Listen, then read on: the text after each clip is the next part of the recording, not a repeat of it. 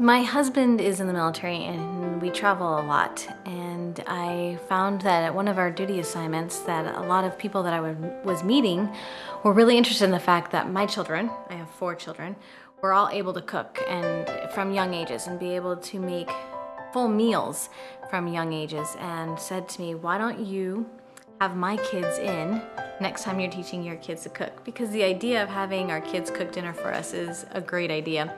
And one day I looked around and I realized there was 10 kids in my kitchen, and that I was onto something. That with schools diminishing the education of home economics, that usually was a field where we learned how to cook. We learned about food, we learned about measurements and things like that.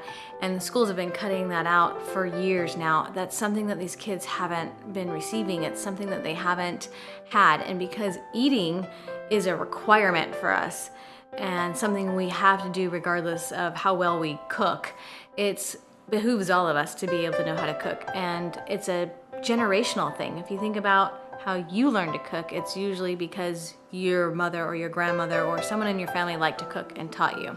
And not only is that not happening, but the education in the school is not happening either. And so there's a great need in every community to have these skills taught to our children for future generations.